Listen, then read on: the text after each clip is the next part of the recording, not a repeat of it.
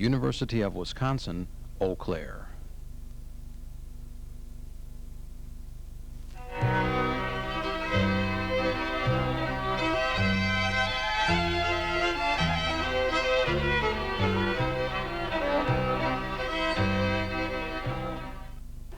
Beer, a work of art, technology, and tradition.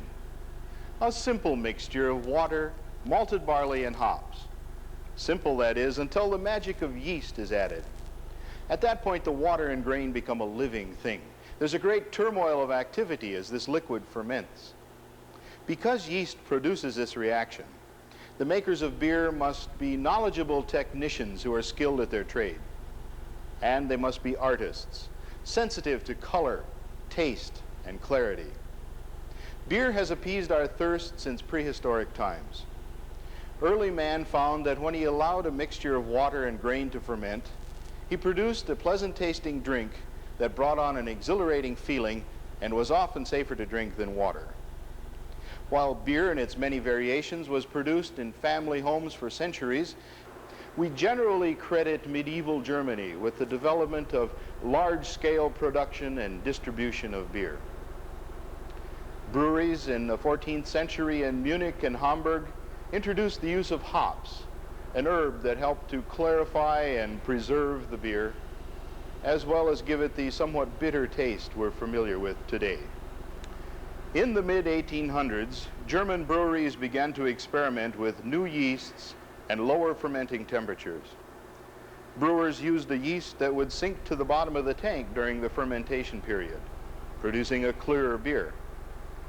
They also found that a second stage of fermentation done at a low temperature for a long period of time produced a more full-bodied beer. This method of lagering, storing, or maturing is still used in today's breweries. The Germans brought their love of beer and their knowledge of brewing to America during the great immigration period of the 1800s. Wisconsin offered these new Americans employment in lumbering, mining, and in urban industry. The Northwoods drew many young Germans looking for work with lumber companies. When their families and relatives joined them, new communities were formed and breweries set up. Because the lack of refrigeration prohibited wide distribution of beer, at least one brewery could be found in most communities.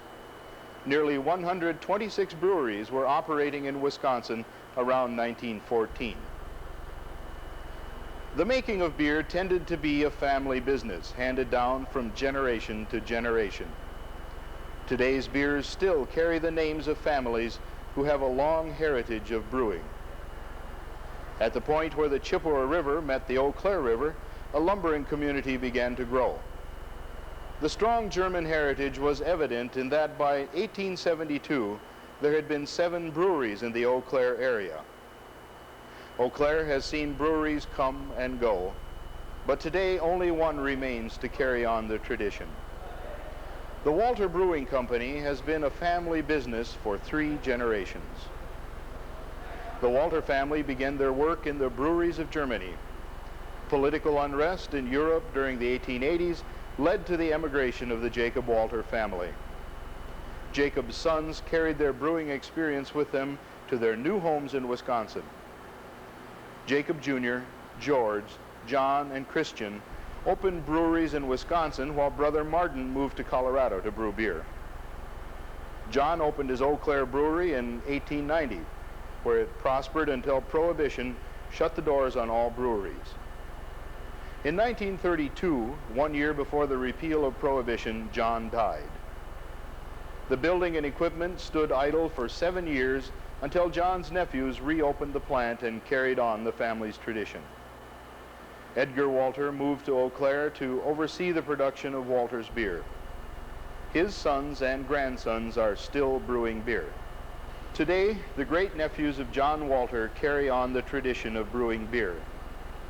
Dr. Karl Walter is presently the chairman of the board of directors for Walter's Beer. Charles Walter is the company's president, and John Walter is the brewmaster for Walter's. There was 5 brothers, wasn't there, what started? There were 5 brothers. There were 6 breweries involved in the family at one time. John's brewery is the only one left. the one we have here. And you think that each of us was born in a different area, and now we're here in Eau Claire with the last of the Walter breweries, when there were 5 originally. Charlie was in West Bend, and you were born right here, John, right? Here in Eau Claire. I was born in Appleton, and of course that's where George Walter started the brewery. Our father was That was our grandfather. our grandfather, right? Where were the other breweries? Exactly. Well, let's see, you had West Bend. West Bend was not an original Walter brewery, but the two, Martin and my dad had that one, you know. And then there was the one in Menasha with Chris and Jake, and then Grandpa's up in Appleton, and then the one in Pueblo, and there was a Pueblo Trinidad Association. And also the one in Eau Claire. And the Eau Claire. So it actually was all 6 breweries. And here we are now, when you think about it, taking the places of our fathers. John, you're a brewmaster. Your great uncle was a brewmaster, and Charlie, your dad was a brewery president. My father was chairman of the board for a while, and we're history repeating itself. And to look at the brewery today, Karl, as compared to years ago when I lived here in the John Walter House, which of course was 1941, I was 3 or 4 years old. But the difference in the old brewery versus what it looks like today, with the old malt house there in the corner of Hobart and Elm Street, and of course the old bottle shop before the new one was built, and then the renovation that has been done to the brewery in the recent years. So a lot of things have been put in there. A lot of money has gone back into that plant. When you think of what's gone on from wooden vats to stainless steel, all the transformation going through the glass lined to now the stainless steel, the inline cleaning, the sanitation, pasteurization improvements that are present. Well, then you think, go back and when you remember, of course, I think you and I can, I don't know if John can, where they had hand corked the bottles, and you hand labeled the corks, and things like that. I don't remember the old hand cork bottles. I've seen pictures of them, Charlie, but I remember them driving the old corks into the kegs, of course, where they put the spigot in. Yeah. And you think of what's happening to packaging. You know, we've gotten to the goodness gracious. to the aluminum barrels and the cans and the Stainless steel tanks. right. Yeah, you talk about the old wood that had to be pitched, and what a job that was, just keeping up. All the old wooden cases. We had a full-time cooper. Didn't you, at the, Yes, there was a cooper shop, and they had a cooper. I remember that down there. Old Frank Ross. Yeah. That was a skilled trade. It still is to this Yes, day. it is. Very few people are involved in it, but it's a very skilled, highly skilled. I can remember taking an axe down there and having him sharpen it for me once, and you could shave the hair off the back of your hand on it.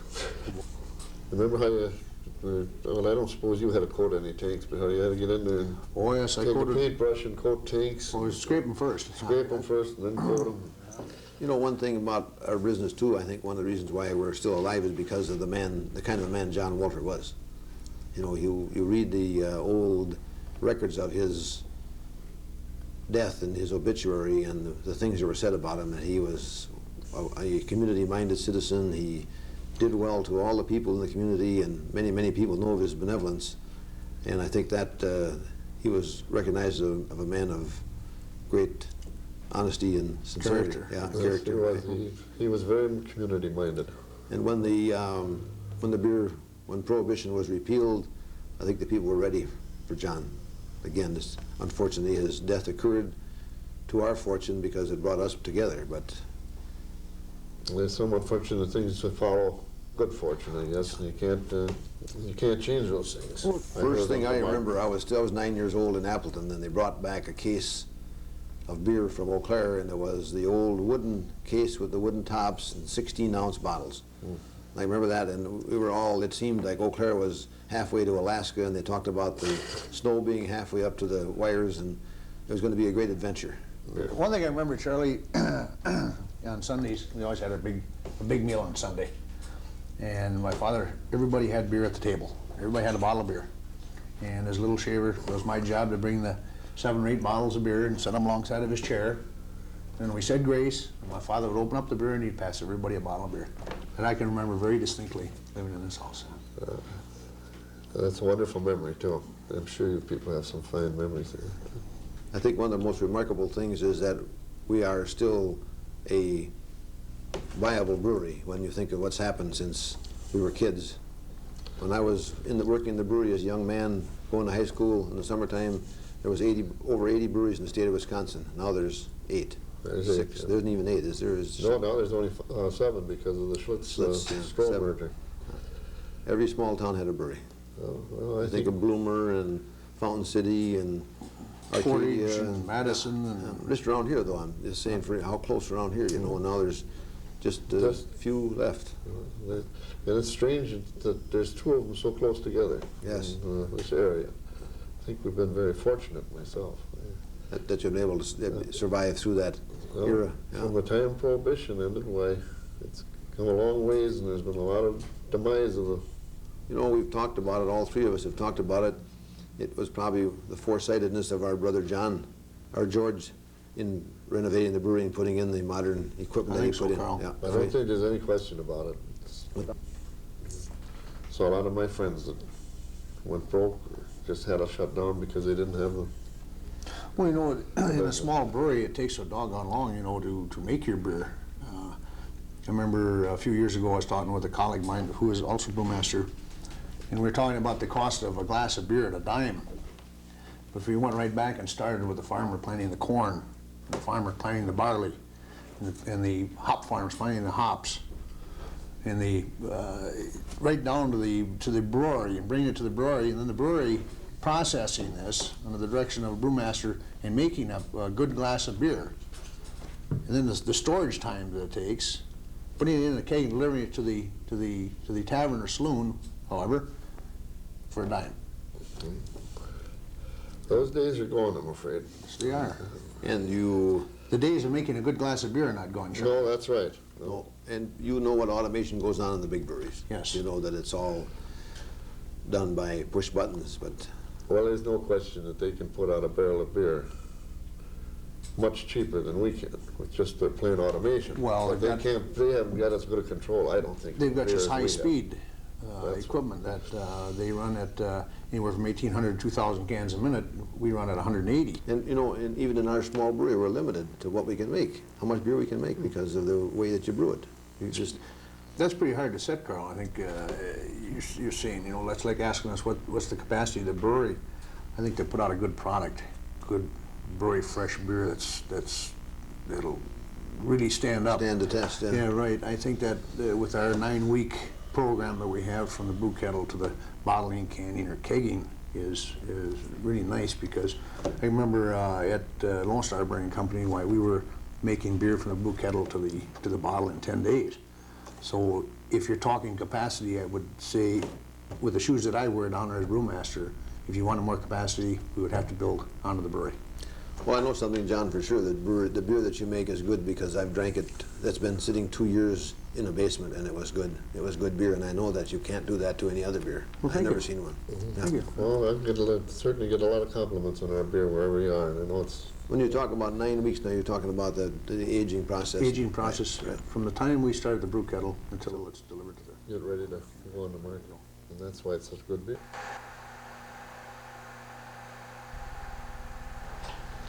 The brewing process starts early in the morning. We try to coincide our bottling with the brewing for the conservation of energy. The main ingredients for the making of Walter's beer is the malted barley, the corn grits, the hops, yeast, and water. The brewer first crushes the malt, or just barely opens the berry by the use of a malt mill. This is then weighed according to batch size, along with the corn grits, and added to the mash tub.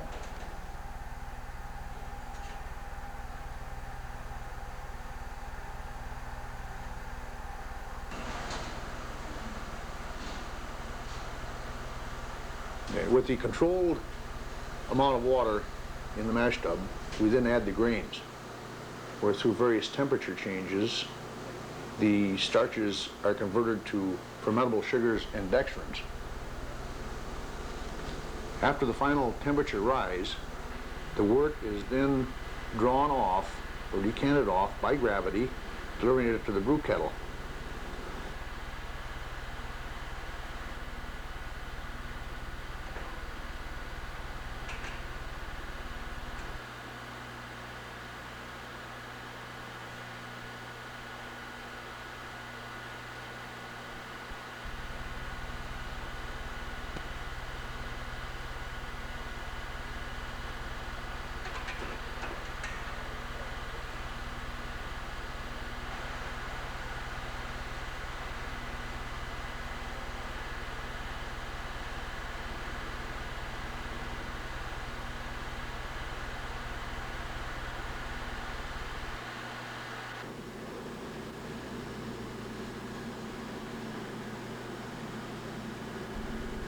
As the liquid drops in the mash tub, we sparge or add additional water to remove completely all of the extract.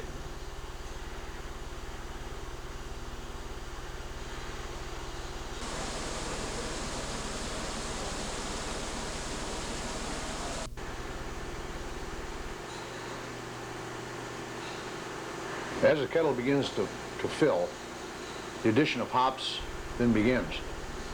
A vigorous boil is very important at this time to extract the bitterness units and add aroma to the wort.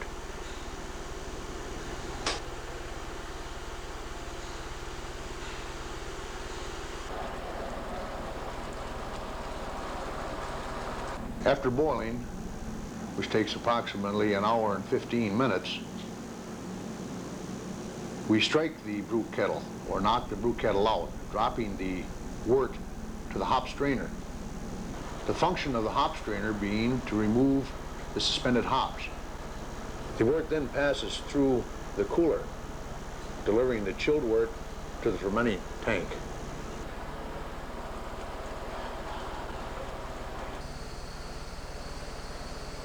At this point, the yeast is then added, absorbing the fermentable sugars, giving off carbon dioxide and alcohol.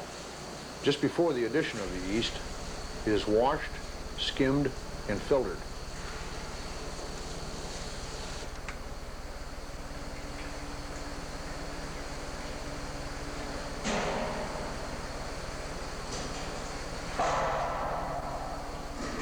The process of fermenting at the Walter Brewing Company is 7 to 9 days. As the gas comes off of the fermenter, it is collected and stored for use at a later date.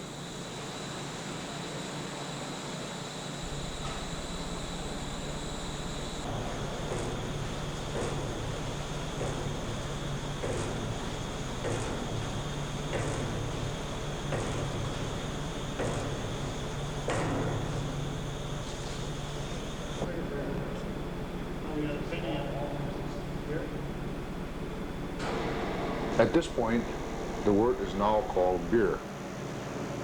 After the 9 days of fermentation, the beer is then dropped to the lagering cellar.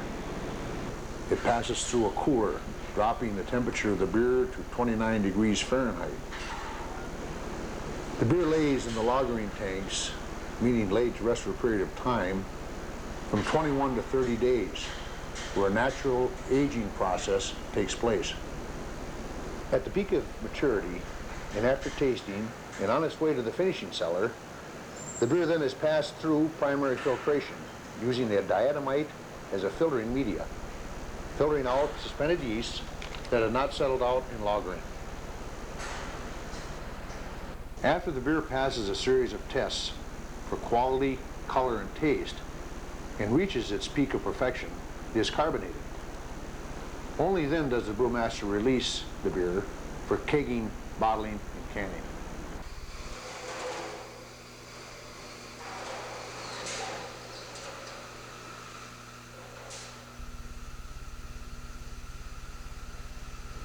Now let's first go to the packaging or the racking of keg beer, which is commonly termed as the racking cellar. Before we fill the kegs have to be debunged, washed, fresh water rinses, and then a final inspection.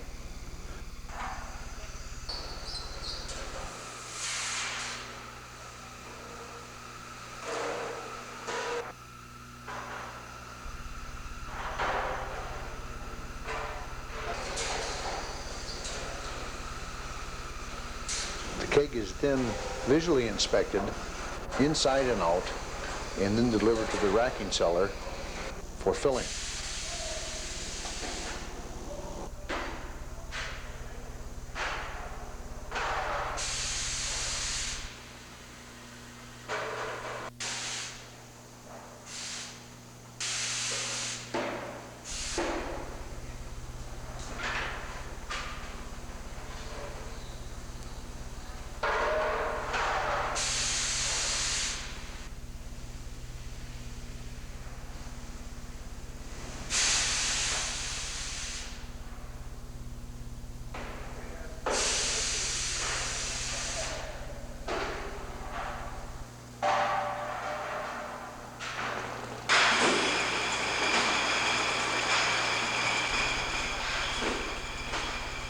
The bottling department is very similar to the racking of the keg beer at Walters. The cases come in on pallets, are depalletized. The case is delivered to our bottle washer where the bottles are removed from the case. The case is manually inspected and cleaned.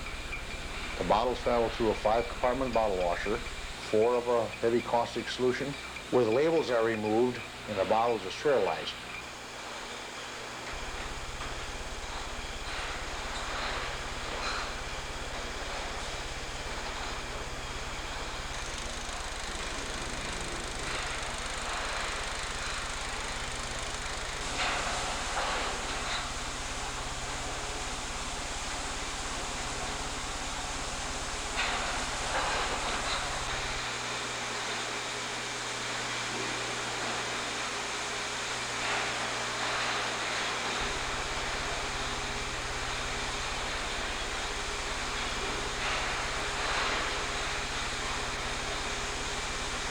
Then each bottle is electronically inspected for cleanliness prior to bottle filling.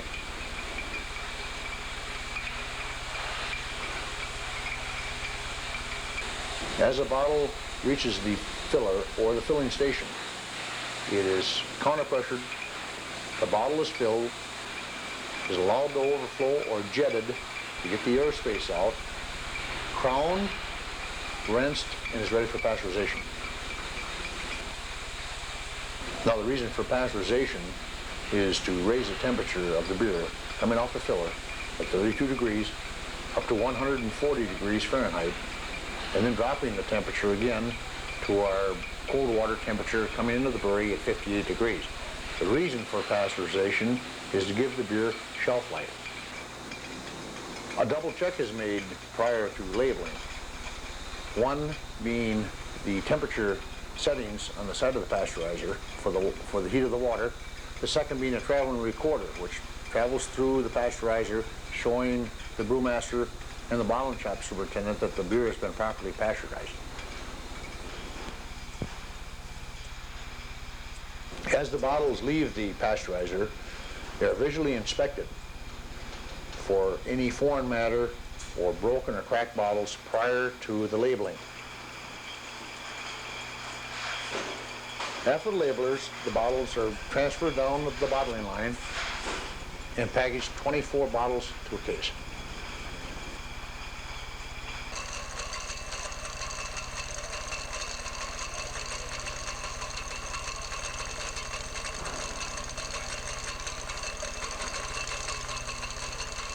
Canning at Walters begins with depalletizing of the empty cans. This is done through a waterfall type operation where the cans are put on a hydraulic lift. The cans are pushed off into a running conveyor, traveling across and through the can rinser prior to filling.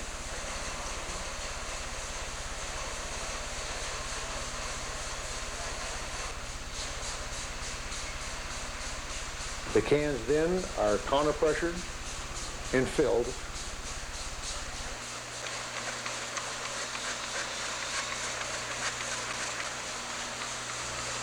Jetted, and then enters the closing machine where the lid is put on.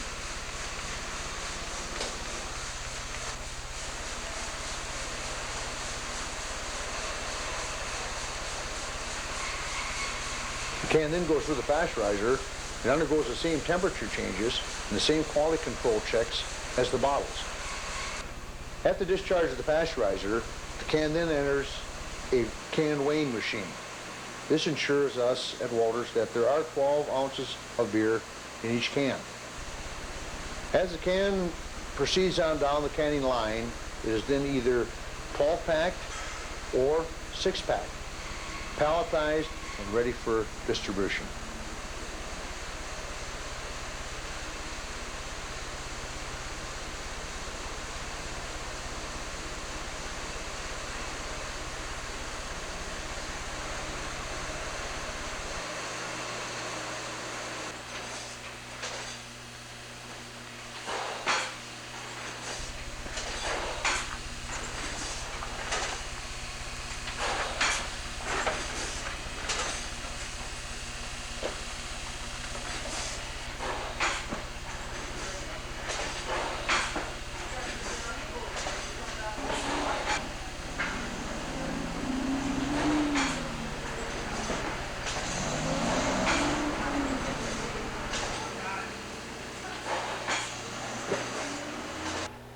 The family tradition of many small breweries was nearly eradicated by Prohibition.